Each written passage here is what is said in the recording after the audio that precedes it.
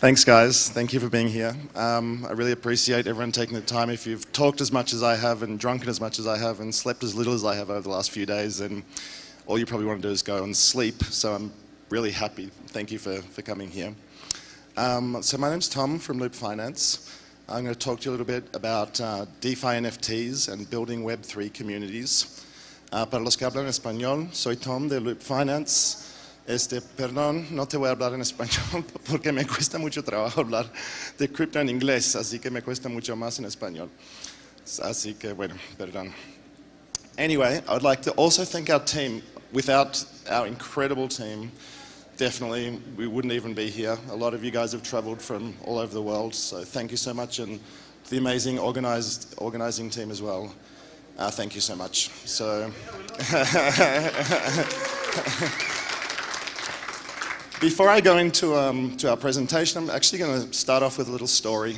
It's kind of the story of the last 5 years of my life, but it's also the story of the last 5 years of crypto, because pretty much all I've done for the last 5 years is like look at my computer screen and crypto Twitter and TradingView and, you know, obviously the Loop platform and Telegram and Discord and all the other millions of wonderful things that occupy most of our lives.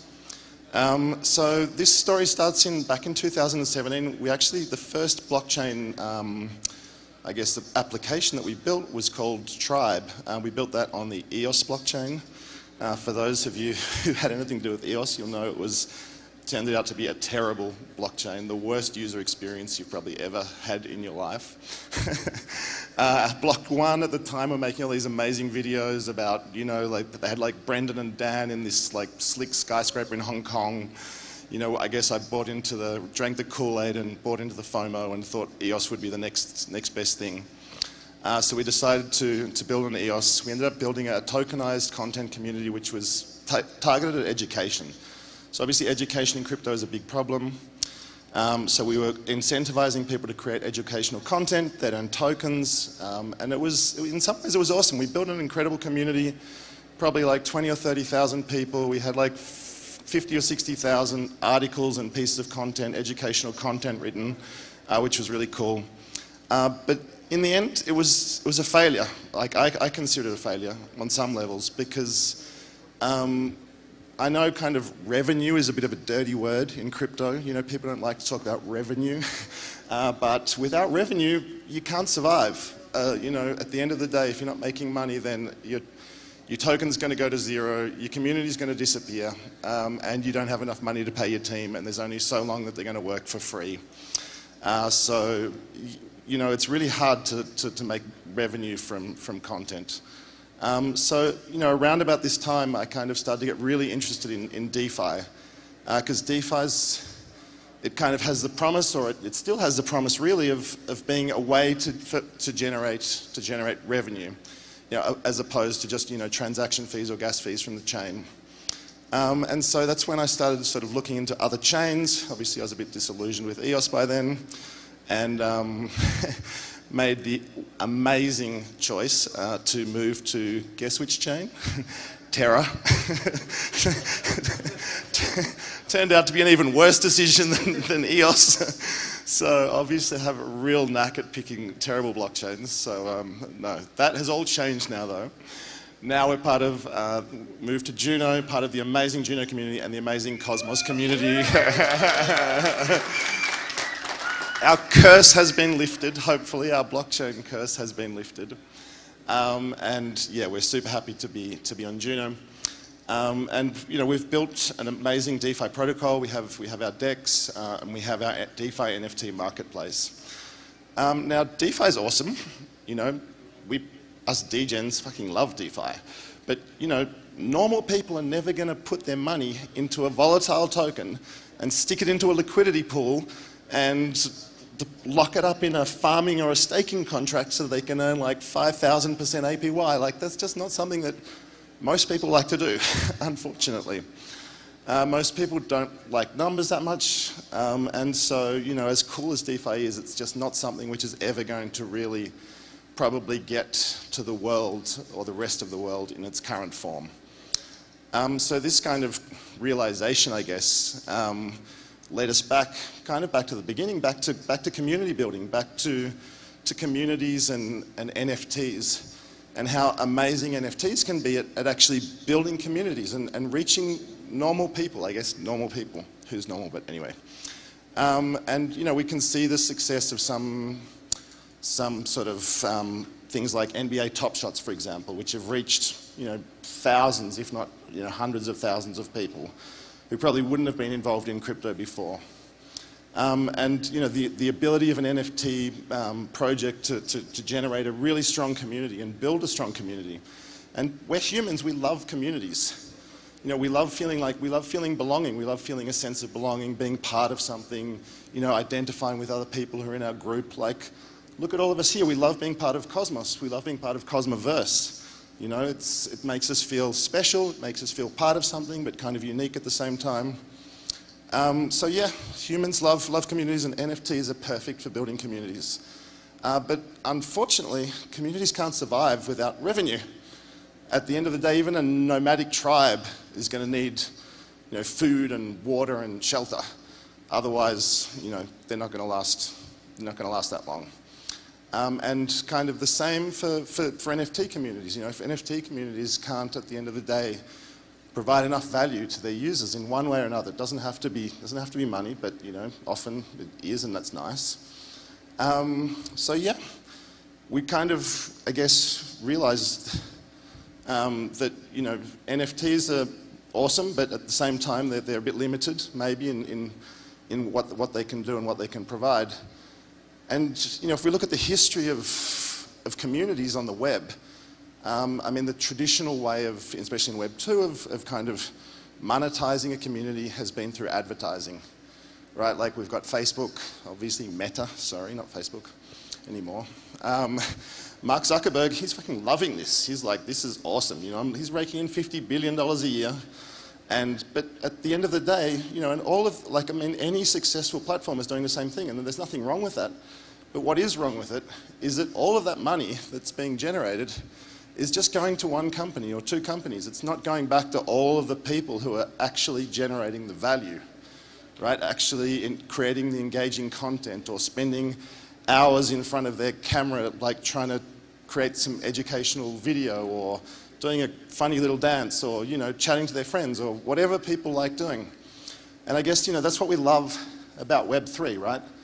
It's that promise of being able to create a more fair and more equitable distribution of revenue and value, and to be able to drive revenue back and value back to the people who are actually creating that revenue. And so it's kind of led us, I guess, you know, going full circle here. I guess, you know, this is where we see that we can bring together the kind of the yield or the revenue generating abilities of DeFi, and put them together with the community building and like super engaging aspects of NFTs, and create kind of like this great hybrid where you can have a community of people which is also, you know, generating enough revenue at the end of the day to sustain itself. And so that's what we're building. We're building software which enables that, and which allows projects to be able to monetize their audiences or their communities, but at the same time it allows them to be able to give back and create value for those communities. And so, yeah, that's what we're up to. We're also building software which allows people to do more with NFTs, like create gated communities, create exclusive content, you know, offer more to their community than just, you know, just a profile pic or just a Discord channel. So yeah, moving on, I'll start with our presentation, but that's it. That's the story. So first thing we're doing, I kind of went through where we've come from, and we're really looking at ways to, you know, how to bring more utility to NFTs. And the first one we've done is we've created NFTs which are stakeable for tokens. So any fungible tokens can be added to these NFTs. The NFTs can be minted, they can be airdropped, you can do whatever you like with them. And you know, you can have multiple tiers of NFTs, as you can see down here. Each tier can have, different numbers of tokens attached to them, just like different rarities of regular NFTs. We also have attributes, like regular attributes as well. We've kind of identified a whole bunch of use cases for these NFTs. First one is airdrop NFTs. A lot of us in the Cosmos, we're used to airdrops, but at the end of the day, you know what happens with airdrops. Everyone gets super excited about the airdrop, everyone gets their airdrop, and they often just dump the tokens. And that doesn't really drive or bring value for the protocol. So with our airdrop NFTs, you can actually airdrop them an NFT, which has a bunch of tokens attached, but they have to stake the token and they have to claim the rewards over a period of time. And that means that they have to constantly come back to the platform in order to be claiming their rewards, which means that obviously, they're coming back, they're at least engaging with your platform, for months, if not years, if you want to do it spread out over years. And so that kind of, creates a little bit more value. We also have fundraising NFTs. I went through the minting process before, where we have different mints. So you can use, a protocol can launch an NFT collection, attach their tokens, raise some funds, and then distribute their tokens through the staking contract. We have collaboration NFTs, where you can have multiple protocols collaborating with an NFT, multiple tokens in the NFT, and you can kind of have this cross-pollination between the communities. Investor NFTs, very similar to the fundraising ones. And then we've got our liquidity incentive NFTs. This is another big problem for a lot of protocols. How to get liquidity. And most of the time we use liquidity mining or farming, and that's awesome. There's high APYs and people make money for a bit, but as soon as that dries up or as soon as the pool gets too big, people just, they pull out. They pull their liquidity out and they dump all their tokens that they've farmed. So again, it's kind of like an airdrop. Like it's a short-term boost, but at the end of the day, it's not really long-term sustainable for the protocol. And then POL NFTs, protocol-owned liquidity NFTs. This is kind of like the next stage, where instead of just incentivizing short-term mercenary capital or farmers, protocols can actually start to accumulate their own liquidity, and then at the end of the day, they don't even need people to provide liquidity. They've got enough liquidity in their pools, and they can even generate extra revenue or income from the transaction fees. And apart from that, we're exploring a whole lot of other use cases as well. I'll move along to the next one. So yeah, airdrop NFTs, I talked about this a little bit. It stops people from dumping their tokens, promotes long-term engagement. But it can also be used for, we're also working on kind of task-based NFT, task-based airdrops where people have to complete a certain number of tasks before they get their NFT. That's also kind of great for engagement and incentivizes. And we're actually about to do a really cool collaboration with Kajira. Some of you probably know, most of you probably know Kajira, where we're going to have a bunch of tasks that people need to perform, maybe put some loop on Kajira's marketplace and, put some Kuji on Loop's decks or whatever.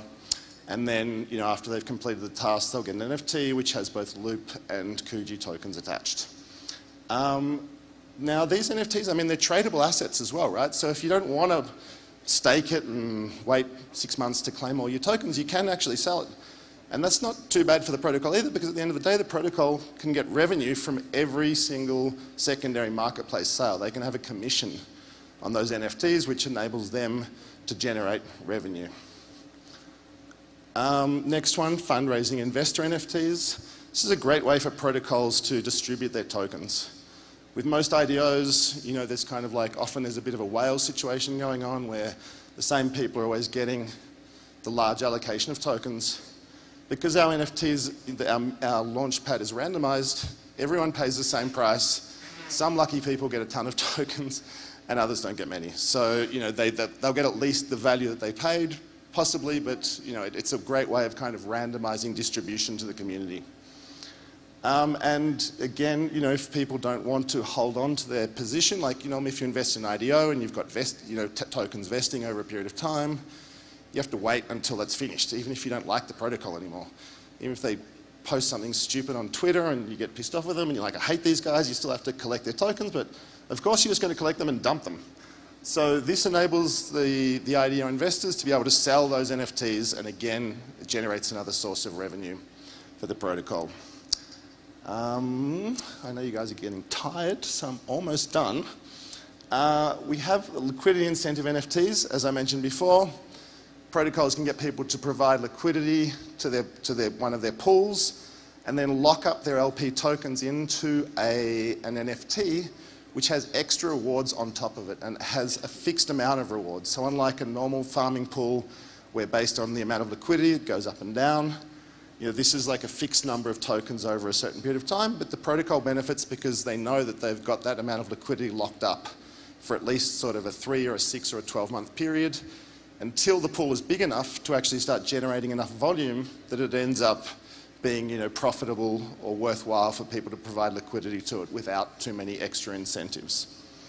And of course, at the end of the period, the liquidity providers can unstake their liquidity, unstake their NFTs, and withdraw their liquidity as well. Or if they want to exit their position, they can sell the NFT.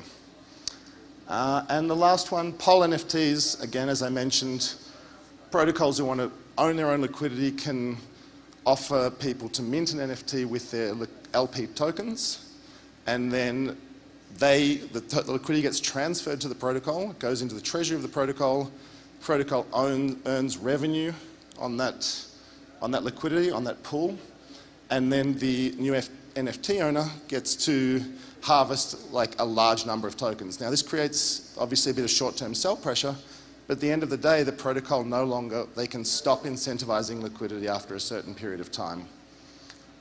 And collaboration NFTs, I kind of went a bit through this one before, so I'll skip over that. And conclusion, we're always looking for new and cool things to do with NFTs. So if you have any great ideas, come chat to us. Or if you'd like to use any of our NFTs in your protocol, come and chat to us. And we're always looking, as I said, to kind of add even more functionality, not only on the DeFi side, but also on the community side. So creating a community platform which allows NFT projects to create gated content or gated chats or something like that, to give more value back. Because obviously the more utility we can give to NFTs, the better off, the better place the world is going to be. And in conclusion, final use case for NFTs. If you guys have not downloaded our app, we have a party tonight and the ticket is an NFT. So just download our super cool app. We know it's still a little bit buggy. Literally, we've been working on it up until the last minute, which, as many of you know, was released at like 2 p.m. today. There's still a few bugs. We're aware of those. It's still just a test version. Sorry if you've had trouble. The Wi-Fi here sucks as well, so that hasn't helped. But each of these NFTs, they're $5. They come with a drink token, so you stake it and you collect a token. Someone just won a bottle, actually. One of the 5 bottles just got one, so someone paid $5 for a bottle, which was nice. You might win a bottle. There's only 4 left.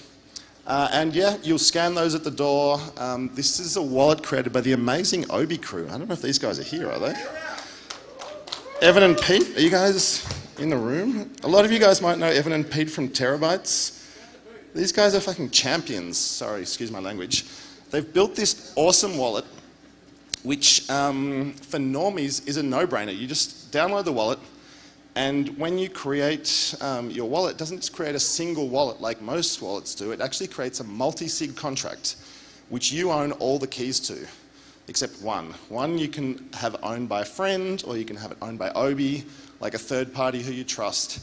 The other keys are owned one by your device, one by your biometrics, one by your phone number, and one by your email address. No, secret word. And so it means that even if you lose your device, you can actually restore it because it's like a 2 of 4 or 2 of 5 multi-sig. You can restore it. You don't need to write down a seed phrase. How cool is that? As most of you guys know, for us, writing down seed phrases is part of everyday life. I've got like 500 seed phrases at home. But for normal people, they're going to be like, what's this seed phrase? They're not going to want to sit there, at a cafe and write down a 24-word seed phrase just to pay for their coffee or to pay for a ticket. So yeah, really awesome app. Definitely recommend downloading it when you can get access to Wi-Fi. And thank you so much to the Obi team for creating it. That's it. Thank you guys. Have a wonderful night. And oh, the party is going to be insane. It's at an amazing venue. We've hired like literally probably the best production company in Medellin, and we've got some amazing local, like very popular DJs, and the venue is sick. So yeah, come and party. Thank you.